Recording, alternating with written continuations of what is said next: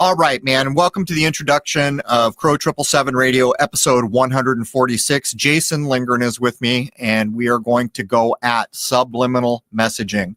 I think most people will be surprised to see just how long this has been part of Western society. We're going to reference studies that were done all the way back into the 50s. We'll talk about where and when and how it's supposedly been used. And at the end of the day, we will confirm that it is a powerful tool.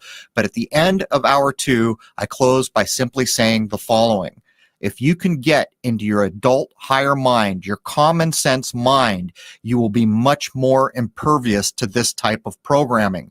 It has even been said, which is mentioned in this episode more than once, that people that are higher up the spiritual ladder can actually see what only the subconscious of others sees in terms of subliminal programming. Anyhow, let's jump in for 146 with Jason Lindgren and get subliminal. Cheers. All right, man. Welcome to Crow 777 Radio. This is episode 146. Jason Lindgren is with me, and we are going to delve into subliminal messaging. It's a topic that's not as clear-cut as you would think, but in one way, shape, or form, it is in nearly all media these days. Welcome, Jason. Well, good morning to you. Yeah, back in the morning, that evening shot we did last time around was rough. Do we have anything for the intro here? I don't think I do at all. I am going to be on Lighting the Void with Joe Roop on the Fringe FM on the day this episode is released, which is Thursday, February 7th, and it's late at night. I don't remember the exact time, so you'll have to look that one up, but I'll be on live with him for, I believe, 2 hours. And to be clear, if I'm not mistaken, Fringe runs our first hours, right? That is correct. Yeah, we need to get more of that going on. Well, that's one thing I can talk about here. The lockdown on YouTube is horrendous. All the numbers on my YouTube channel are below 50% what they were before December 12th. Everything across the board except the hit count on videos, which is a little low. And it's just shameful what's become of YouTube. I think they always had this in mind. Get everyone hooked and then start doing their thing. Yeah, it's beyond the pale. The referral rate to the website is like in negative numbers now, so don't know exactly how they're doing it, but it's pretty clear. You can see a historic record over years, so it's not really deniable what's going on. But anyhow, do you want to jump in here? Let's do it. Let's do it. So we're going to talk about subliminal messaging and all the things that go with it. There's a lot out there, as always happens, and of course, like I always say, had to skip some things. But let's go through the basic definition at first. Subliminal, something that is not easily perceived but may be remembered due to constant repetition. Below the threshold of consciousness or apprehension, specifically involving or using stimuli intended to take effect subconsciously by repetition. In psychology, it would be defined as below the threshold of conscious perception, inadequate to produce conscious awareness, but able to evoke a response. So, subliminal messaging would be the use of subliminal techniques to get a message across to the intended audience without said audience actually knowing it was there. And people, just so you know, go on YouTube or anywhere else and just do a search for subliminal messaging and you'll be astounded. And Jason, are we going to end up covering the laws that were, 60s, 70s regarding this? Did we include that? We are going to go through the FCC regulations. There are no actual laws in the United States. Yeah, so what happens is half of the subliminal messaging you see, or maybe even more than that, is plausibly deniable. But, it's when I was first aware of it, probably in the late 60s, there was this whole thing about like liquor ads that had ice in them. They'd airbrush the word sex. And we're going to cover some of these things. But what it's become now is on packaging, like Skittles is a famous one, just putting an S Skittle next to the word excite to get the word sex in. There are many forms of subliminal messaging. Anyhow, go ahead, man. Sex is the big one. You see that over and over and over again. Sex and then explosive colors just to grab your attention. So the mind sees these big, bright, garish colors all clashing with one another, and somewhere in there is going to be embedded sex. So it gets you. Right. And people need to recall our color episode where we demonstrated that every color has its own frequency, right? And this would relate to cymatics or any number of things. And it's not really clear. Have there been studies done in secret that show that some of these garish, weird, non-natural colors have certain effects. Hard things to prove. And before we get into the rest of this, I would definitely like to point out that there are no doubt lines that are being blurred between subliminal messaging and all out mind control. And what would the differences be between those two? I think it honestly could just be debated. It depends upon how far that someone was willing to push the envelope, I would think. Well, even in something as common and everyday workaday as sports, let's take the Super Bowl that just went by. That is a form of subliminal messaging, in my view, because forcing you to pick a side. It's not forcing you; it's offering you the opportunity to pick a side, which almost everyone who's invested in it does, and that's the old us and them idea. So that, on the face of it, probably is not considered purposeful subliminal messaging, but nonetheless. Who can forget old Rome? How do you control the people? Give them their bread and circus. Sports in this country would be the circus. So it's important to note that there are two ways, when broken down to simple terms, that subliminal messages could be sent to the unconscious mind of the intended recipient. Those two ways would be auditory and visual. The earliest attempts for mind manipulation were auditory in nature.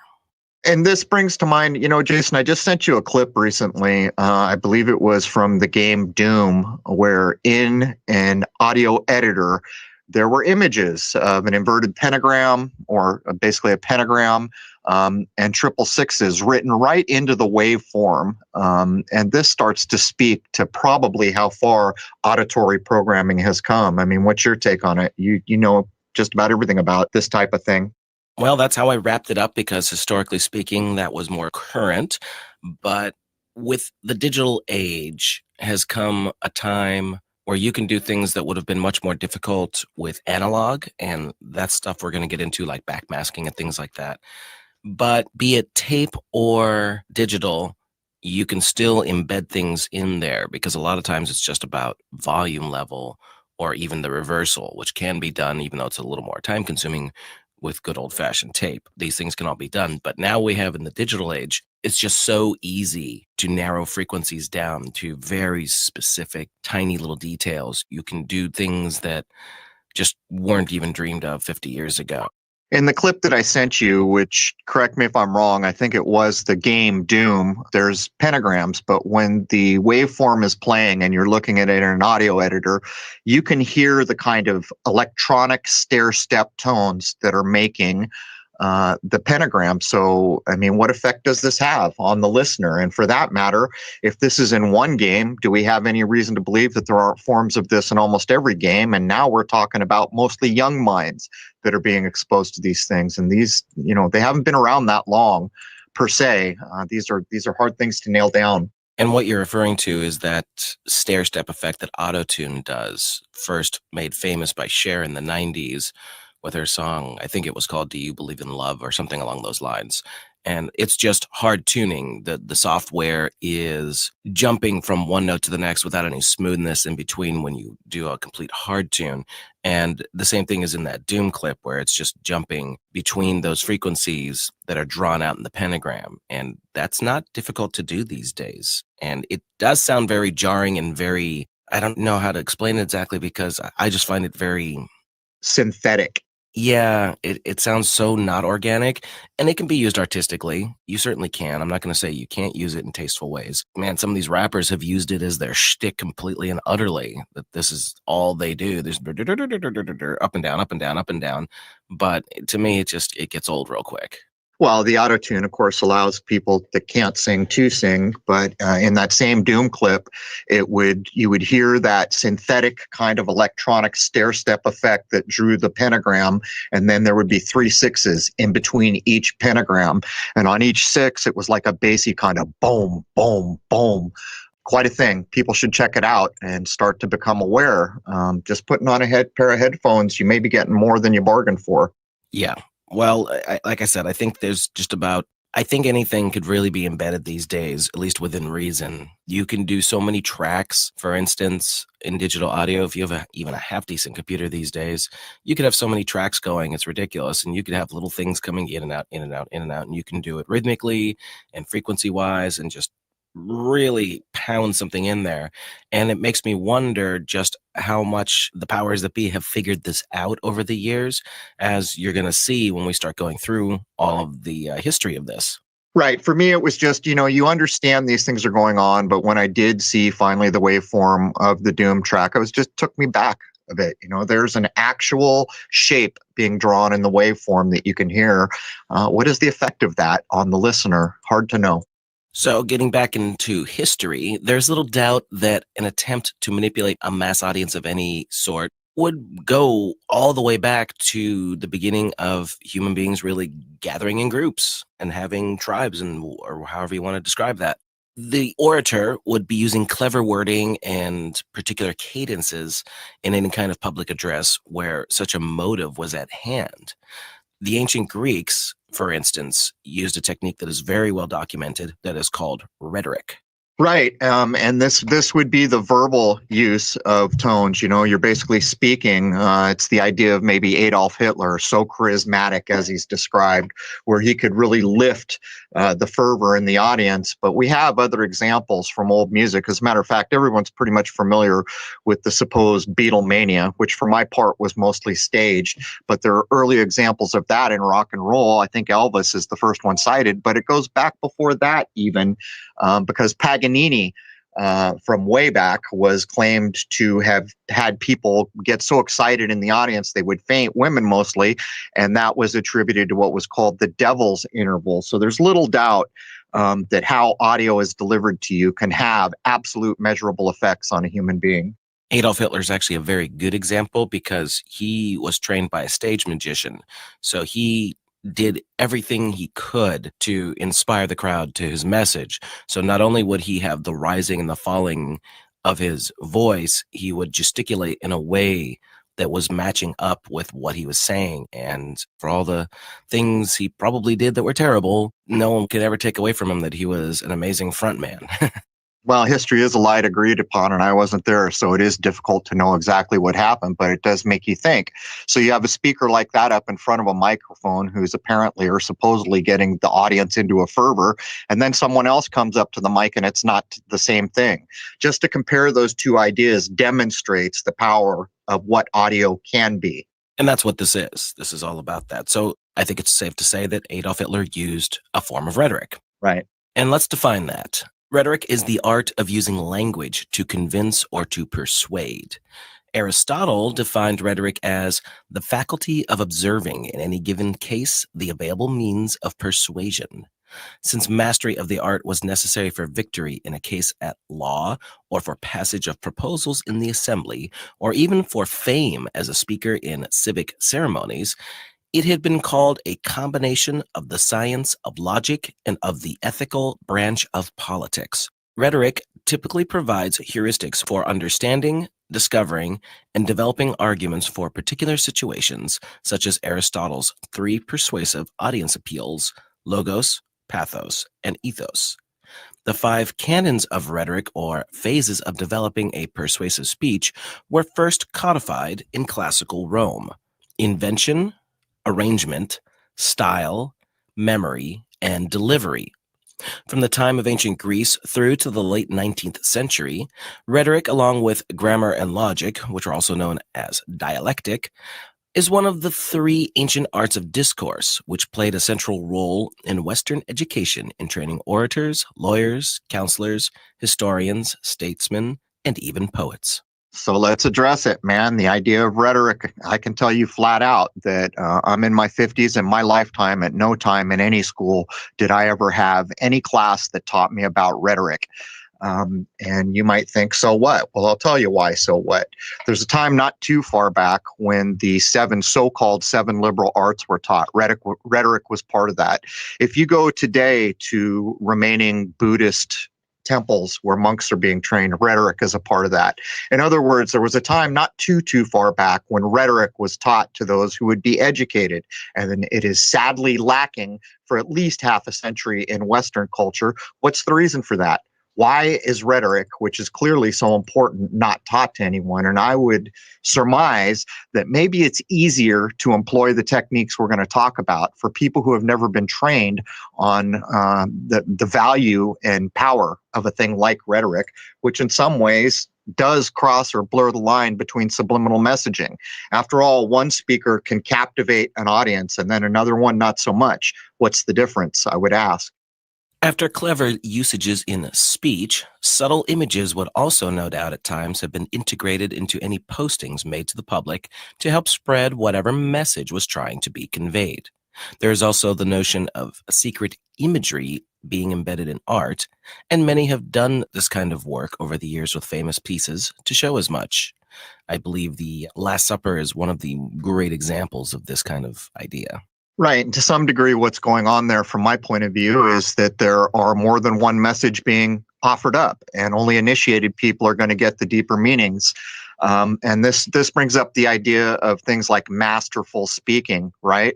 Where someone says something and one audience just hears what's on the surface, but other people that are in the know hear so much more. And I could ask, is this a form of subliminal communication, or is it something else? And again, 50 to 1, half dozen to the other, right? Or 12, you know what I'm saying.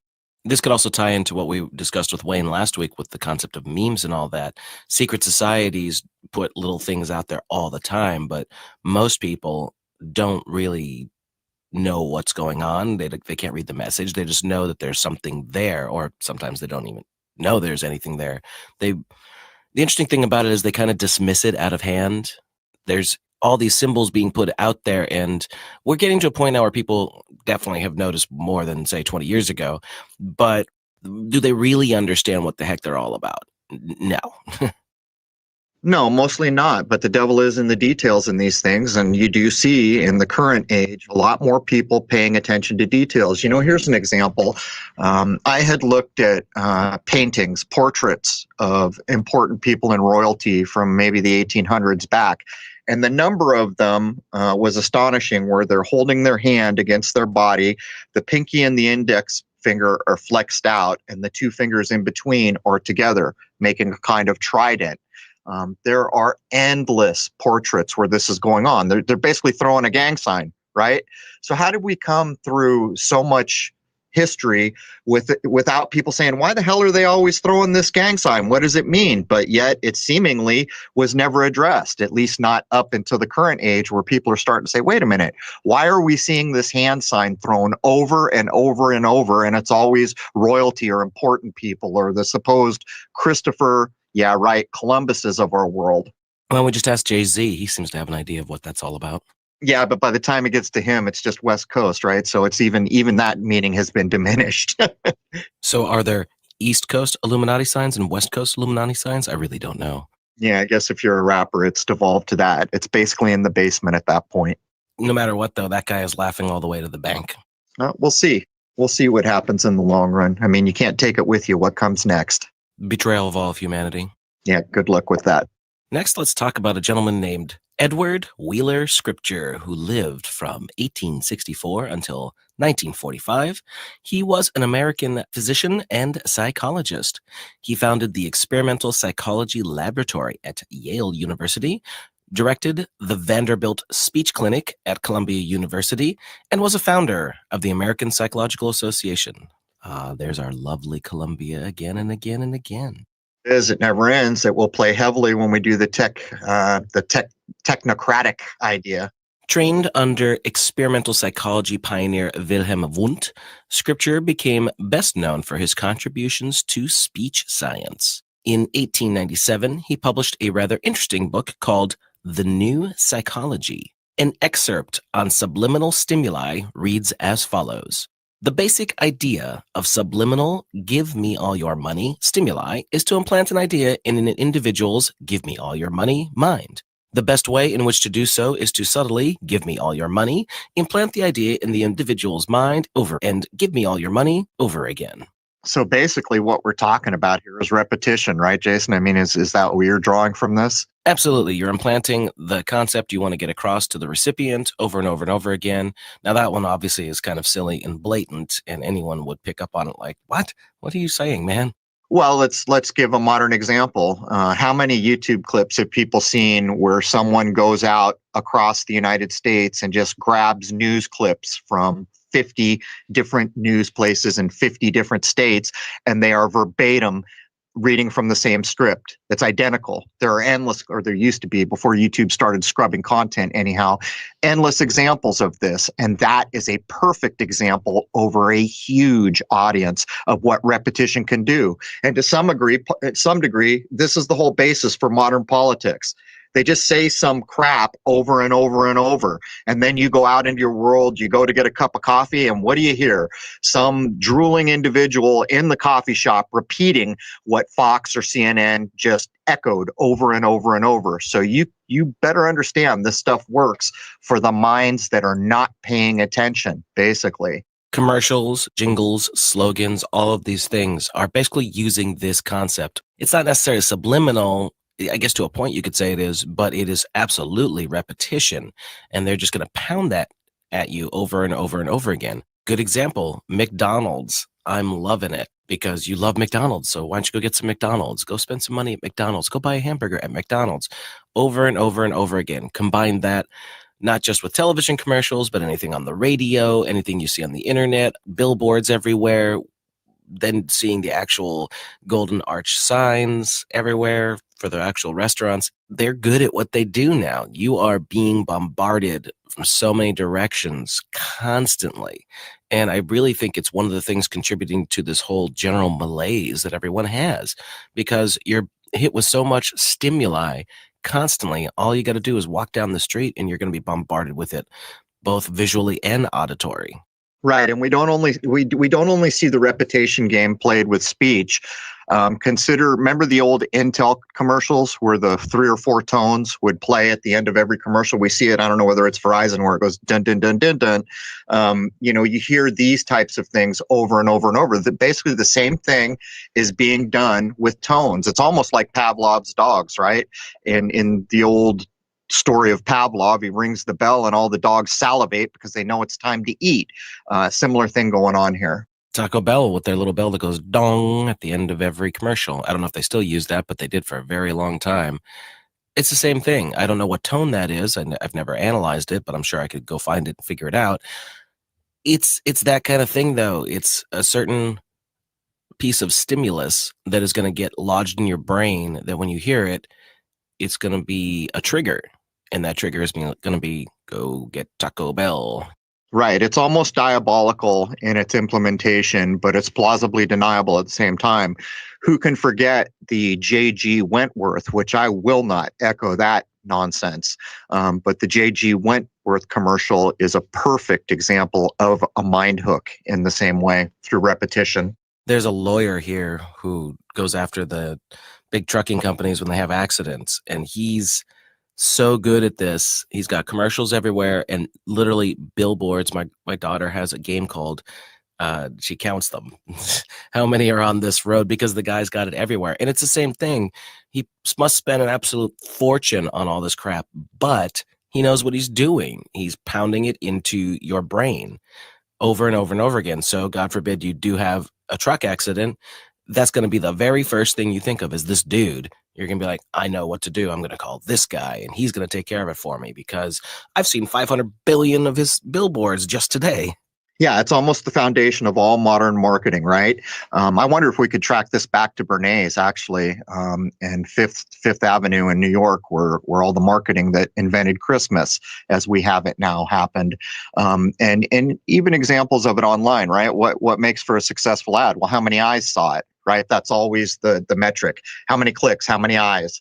And what's that about? That's about repetition and size of audience. That's what it's about. Well, I can tell you, in the heyday of Bernays really getting kicked off, I have definitely listened to old time radio in the past. I kind of got a kick out of the shadow and the commercials. It's obviously the whole thing's in its infancy, but the repetition is still there. Blue anthracite coal, which is actually something that comes from where I'm from in northeastern Pennsylvania. That's why it grew so much so fast. Over and over and over again, they're talking about how awesome blue anthracite coal is, and they just hit you over and over and over again. So that I don't know how many companies back in the 20s and 30s were around, but no matter what, blue anthracite coal is what's going to be in your head when you're starting to get cold and you need to order something to keep you warm this winter. Get blue anthracite coal. Well, it's a good example you use. I'm not even old enough to remember. I mean, I'm aware of them, but the radio shows. But I can tell you flat out, the shadow knows. And therein is the proof of repetition and taglines and branding and these types of things. That's just it. That's a great early example. The shadow knows. Everybody knows that. I think today a lot of people would still recognize that little tagline, even if they don't know what it's from. It's so ingrained into the culture, and there's so many things that are like that. Well, that could be said to be a subliminal programming of sorts. And again, this is where I say there's a blurred line between this and mind control, because if they're literally getting something embedded in your mind and you don't even know where it came from, could that be considered mind control? I think that's debatable. Well, we could point out the obvious once again. At the basis of this, we're talking in some forms of subliminal messaging as language, right? And how do you make a word? Well, you spell, right? You're casting a spell. And people don't think about it in this way because when they were in grade school, they were taught how to spell, but it's the same idea. Basically, a mind thinks of an idea, and until it's broadcast out into the world, it's just an idea, but it is a spell. You're making something out of nothing. We've used the blue ball example endlessly, where everyone who just heard me say that had a vision in their mind, many of them did, of a blue ball. That is a form of magic, and that is the foundation for so much of the subliminal messaging, but it gets much more cryptic and sneaky than just that basic foundation. Here's an interesting example to see if anybody has something stuck in their head like it is in mine. Western education in the United States. A baloo is a bear. If anybody has heard that before, email me at secretsofsaturn@gmail.com and let's see how many of you had that stuck in your head. And I'll tell you what it came from on the next episode. Now, obviously in the past, when there was no technology to assist with any of this, the whole point behind using any of this would be to make someone the center of attention. You'd have to be a good speaker. And I would think that the better the speaker, the more manipulative they could be, and the more they could get across and sway an audience to do whatever it is they wanted to do. So the best leaders were no doubt the most charismatic, best speakers in the past. But then we start getting into the age of radio, and someone could sit behind a desk with a microphone and really write out what it is they want and be more focused on it. So keep that in mind, that that's the real big first technological jump that's going to make a huge difference on this whole concept that we're getting into here. The BBC, or the British Broadcasting Corporation, was started in 1920, but not officially founded until 1922. At this time, of course, it began its broadcasts on the wonderful new invention of the wireless, or what we now call radio. I had trouble verifying the following story, although I saw it reproduced in many places, so of course, as always, take it as you will. The story says that the British folk at the dawn of radio thought of it as sinister, possibly even the voice of the devil coming out of the little box. The newly forming BBC wanted to change this notion, so they placed certain phrases using a technique called backward masking in their jingles. The treated radio jingle or jingles were aired, sounding completely innocent, but when played backwards would reveal the desired change of thought. Backwards, the words were, "This is not a noose. No, really, it's not," can clearly be heard. The BBC believed the subconscious could pick up the backward messages in the forward speech. And again, I don't really know whether this is true or not, but it is a technique that would absolutely be used in the following decades in many different mediums. Well, bringing common sense to bear, I would state all day that not only did they know what they were doing it knowing it would work. After all, how many people out there listening think the Beatles invented backwards masking? They did not. And yet, in this world, when we walk out into a day, common sense tells us that if I see a rabbit, guess what? I know there's more rabbits in the world. If I see a daisy, guess what? I know there's more daisies in the world. So applying that common sense logic to this and something as popular as the Beatles, it does not surprise me in the least, and I expect it to be true when we roll it back to 1922 or the beginning of wireless. And it would not surprise me in the least to understand that people were shocked by the technology and thinking it was evil. Look how much new technology is coming online right now, where if you examine it, you're just like shaking your head. saying, is this a good thing? So these things are not hard to accept as probable, Jason. My only problem with the story is what medium did they use to record in a multi-track fashion back that early? I don't know off the top of my head if they had the means, but maybe they did it live and just got a single take. I don't really know. I couldn't find a lot of evidence to back up that story, but could it be done? I assume so. I think they could be clever enough to get it onto some sort of medium, early tape of some sort, I would assume. Before that, there were wire recorders and there were things around even in the 1920s.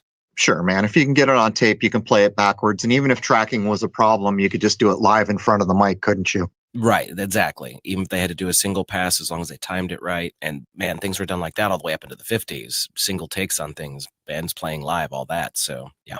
Well, think about an analog version of a multi-track when you don't have a multi-track. So you get 5 tape to tape, reel-to-reel tape players, and you put a live mic in front of it and you record everything off all 5. And then the recording that you've made combines all 5s in essence, almost like an analog 5-track, right?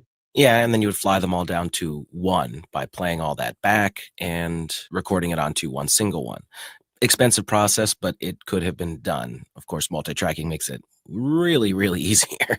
There's another piece of evidence here that really points to this being probable, and that is the idea of people who were attributed to backwards speaking and backwards writing. After all, if we want to go way back to what I consider a character of history, Da Vinci supposedly wrote everything backwards. There's an idea from supposed antiquity. We could come up into the time of a man supposedly named Crowley. I have problems all day long with the story of Crowley, but nonetheless, there are plenty of books that have real ideas that we can read, and you are exhorted that you should learn to read and speak backwards because it will help your magical abilities. So, I mean, we have examples all day long. So to me, this is highly probable. Backwards in and of itself also has a very weird connotation to it. For instance, if you've seen the movie Eyes Wide Shut, in the famous scene where Tom Cruise walks into the ceremony, they're playing a Romanian Catholic ceremony backwards, I believe it was, something to that effect. And that's what is used as the backdrop of their ceremony, a backwards Christian ceremony. I've seen people go at language pointing out that there are languages that are older than English and they go right to left, right? And they were making the claim that English was built as a bastardized language meant for control. You even hear people refer to it sometimes as Pig Latin. And some of the claims that I've seen are people trying to suss it out with enough evidence to make it stick, are saying basically we're using backwards language right now. We just don't know any better. And while I haven't taken the time to look at these ideas, it's pretty clear that there are many minds out there that are waking up to the details of a thing and trying to get down to brass tacks. So the use of messaging as blatant propaganda was used in cartoons of the World War II era, with contributions from Looney Tunes and Walt Disney, and I believe quite a few others, having subtle and not so subtle ideas being pushed on the viewer. Were there actual subliminal messages embedded in the animations? It wouldn't surprise me at all, although I didn't find anything specifically on it. But when you're drawing 24 frames a second, I think it could easily be done. The United States wasn't the only country to produce this sort of material either. Lots of other countries had their own versions on both sides of World War II.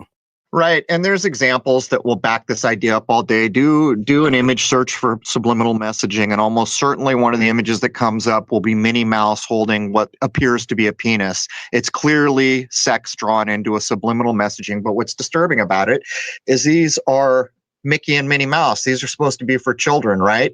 And then we could take it to the other side of the spectrum where it's not so much sex, but it's violence. Consider something like Coyote and Roadrunner. It's been pointed out endlessly that the whole basis for that cartoon is to instill violence. And if you look at any given episode of that, I think that's hard to argue that it's not. Well, those early cartoons were incredibly violent. Even the original runs of Tom and Jerry, all those, they're just doing terrible things to each other with no consequences, really. Sure, they're getting quote unquote hurt at the time, but then it's just shaken off and onward they go. So yes, these things are definitely giving an example that things can happen with no consequence, which is of course just not true. Well, we have the examples. Again, do your image search for subliminal messaging, and you'll see an endless litany of Disney things. You'll see the Lion King when they're, I guess, the little lion is up on the rock ledge there, and sex is drawn out into the smoke. That's been demonstrated. The cover of Little Mermaid, when whatever the king's name is standing in front of the castles, there's penises drawn into the spires of the castles. It goes on and on and on, and these are up into the modern era. So it's not really deniable to me that people aren't well aware of subliminal messaging and implementing it. And as we opened with, sex apparently always sells. There's never been a time when it doesn't, and maybe there will never be a time when it quits being sellable. But right now, we see so much sexual innuendo put into the messaging. Yeah, as a matter of fact, even in the old World War II cartoons, there really wasn't a massive sexual message as far as the buy war bonds or join the service kind of thing, but sex was portrayed as the temptation of evil, funny enough. And you see that concept in there, spending money unnecessarily and sex and distraction, all that, because you weren't focused on winning the war for your country. Right. And how often do they use sex combined with the idea of violence? Let's go back to World War II, where the pinup girls are painted on the side of bombers, right? So what are those bombers supposed to be doing? Anyone can put it together. So why would we have a sexual depiction of a pinup girl on a destructive machine like that? We could come up into the modern era where they go to gun shows. There's always a girl in a bikini showing you the next best machine gun.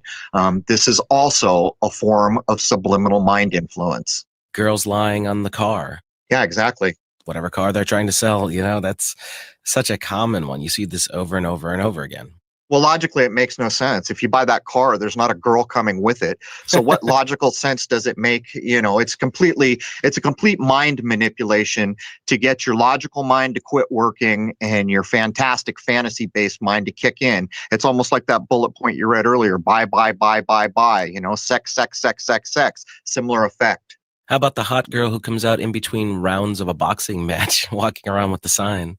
There it is. Violence and sex coupled once again. Here's two guys beating their brains out. But by the way, look at this girl in a bikini. What logical sense does any of it make? It's a feast for the senses.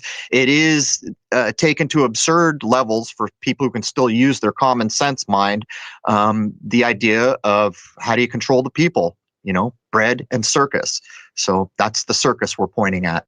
In 1956, the first admitted television experiment with subliminal projection occurred in England.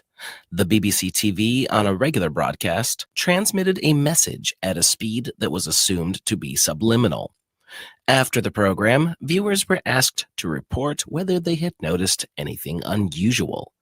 Relatively few responded, with only a small percentage correctly identifying the flashed message. Taking into consideration how few responses had come in, it was suggested that some of the viewers possessed thresholds sufficiently low that for them, the message was supraliminal. So not only did it work, but it really worked. Some people got it and they couldn't even repeat it. We'll get into these ideas. I would swear there were laws early in the 70s or 60s that started to address things like in a film, just a regular film, they would insert a partial or a single frame of a naked lady or a penis to use that type of subliminal messaging, which is a bit like what we're talking about. But Jason, this also echoes out to a more modern claim. I can't remember the cartoon, but there was a black and white flashing on the cartoon that had people go into seizures and fits. Do you recall? No, but that was a claim made with later stuff with Japanese animation, with all the flashing and the lights and movement and all that. Right. So that concept is definitely out there that has caused issues multiple times through history, I would say. Well, even after that, I mean, it's been years now since that was put out. And I looked at it at the time and it seemed like it was probably correct that was happening. And the reason is because I know there have been things in audio like drum beats that got too close to the heart rate and it starts messing with people's hearts. But Samurai Jack, way back in the day in the 90s, I think it was, maybe it was in the 2000s, I don't remember. The beginning of that does a spiral black and white flash where if you look at that too carefully, you start to get a bit dizzy. Similar thing going on there, and it was done after the initial claim. Was it a Simpsons, maybe? I just don't remember. And then later pushed into anime. I just don't remember, Jason, but people could look that up. Well, the thing of flashing lights and colors and all that really started taking prominence in the psychedelic era. Places like the UFO Club and things like that. It wouldn't just be the bands playing this outer spacey kind of music, but it's also the environment, all the stimuli, and that would be really taken to new extremes with the concept of raves in the 90s and 2000s and all that. You're taking drugs, you're having this music pumping at you, and then you have lights going at you, and it's an experience. And it's an experience that can really manipulate your mind and really take you out of your current conscious level. I just saw an interesting thing the other day that may play in this vein. Hard to know. It was the last attempted field goal kick of the Rams in the Super Bowl we just had. The replay, not the initial view, but the replay shows an angle where the lights on the upper decks, and you have to slow it down to realize it, are flashing very quickly in sequence. People should check it out. As the ball falls, it falls past a section 118 and 119 for anyone who cares to count the ways, falling the ball by an 11 jersey down, and then, of course, flashing to number 11 on the field. But check out those lights, and you do have to slow it down to understand that those lights are flashing in sequence. Hard to understand what's going on there, but it sure seems a bit peculiar. Hint, hint, hint. Well, the 9/11 thing, come on, man. How much is that embedded in stuff in an obvious way and a not so obvious way? It gets to be so ubiquitous, but this is the example in that replay clip. It's just flashed for a very quick period of time. It's on the wall as a section 118 and 119. It goes on and on. It happens so much as to be just annoying for me. The repetition of it is now almost like getting a splinter in my thumb. It's like annoying on a level like that. It's like, just stop. All right, just stop already. Moving through the 1950s, we see the first highly publicized use of subliminal messaging techniques. Following World War II, a booming economy had emerged in the United States, which was a drastic difference to the pre-war Depression era, where there was never enough money for so many people. After the war, however, there was work for nearly everyone. That work brought in money, and companies began making products to sell like hadn't been seen in a long time, or perhaps, now that I think about it, maybe ever. This also brought in the concept of mass marketing and advertising, with the advertising men of the day using whatever techniques they could come up with to attract potential purchasers for their clients. The ad man also began having a reputation as a manipulator of the consuming masses, as in 1957, Vance Packard published a book called The Hidden Persuaders. This book apparently laid apparent the blossoming advertising industry's methods that they were appropriating from psychology and sociology. The claims in the book that such techniques were being used not just to sell products, but also in the areas of religion and politics. Very few people understand that what we're talking about here is the foundation for a thing we call marketing, and it's not an honest thing. Everything about what we now call marketing is underhanded and manipulative. After all, we can point to things in our culture that demonstrate this. Like, what does it mean if you call someone a used car salesman? What are you saying about that person, right? You're saying that they're trying to rip you off and they're manipulative, right? That's what it's about. And very few people consider that we are surrounded by marketing all day, every day in the current era. And again, the basis for all marketing is manipulative at the very least. The least you could say about it is it's a manipulation. The television show Mad Men, if anyone has seen it, kind of gives you a fictionalized but dramatized version of what was going on behind the scenes. And when they have their little meetings showing their ideas for a particular company's pitch, you kind of get the idea how this stuff was being thought up way back when. And you can see how it would lead up to today, because obviously they're looking back in hindsight, but the concepts were there and they were definitely shown in that show over the course that it ran. And the years it's supposed to be representing were 1960 up to about 1970, I think. I never really watched it that much, but they go through the years and you can see how things change. Back in the late 60s, early 70s, there were a number of advertisements that became part memes in the cultural consciousness. And I would ask simple questions like, in the current era, for the millennials who were not alive in that time, how many people are aware of the Tootsie Pop commercial. You know, how many licks does it take to get to the center of a Tootsie Pop? Yeah. I'll bet you there are endless millennials, but there were other things like Where's the Beef? That was another one that emerged. And it demonstrates what we're saying here, the power of a well-crafted advertisement, what it can do. And in some ways, it steers society, if you think about it. Also in the year 1957, we see public concern about subliminal messaging when a marketing researcher decided to give it a go. James Vickery, known as one of the infamous Mad Men advertisers, which the show that I just mentioned is based off of, claimed dramatic increases in the sales of both Coca-Cola and popcorn when he flashed the phrases "drink Coca-Cola" and "eat popcorn" for 1/2000th of a second during a movie being shown at a particular cinema in Fort Lee, New Jersey. The statistics supposedly showed an increase in popcorn sales by 58% and an increase in Coca-Cola sales by 18%. The story of this incident suggests that this information then led to an enormous response from the public. Individuals as well as legislators imagined possible effects of subliminal perception on the future, a world where everyone was subliminally manipulated to do what perhaps the government wanted them to do. In reality, though, research on subliminal effects had shown little overall effects in controlled conditions. There is no evidence based in real-world settings done by top researchers on influencing behavior that came out at the time. Also in 1962, James Vickery is supposed to have stated that the study was a fabrication, and the evidence pretty much suggests that it was, or at least exaggerated. He never released any detailed descriptions of his study, and there was never any independent evidence to support what he claimed. Now, I also had a thought to that perhaps it worked better than they had hoped, and they wanted to kind of keep that under wraps, but that's just me being conspiratorial. No, that's you being common sense. There's enough evidence out there. And not only is that common sense, it's still the same idea. If I see a tulip, I know there's more tulips in the world. These things have been done from that time to this time. And they're talking about a time in the future where everyone's, subject to subliminal approval. Well, welcome to that time. That time is right now. How many shows have we done showing what's embedded in games? How many shows have we done in showing what's embedded in music? And now we're getting around to advertising and speech and everything. If this stuff didn't work, it wouldn't be done.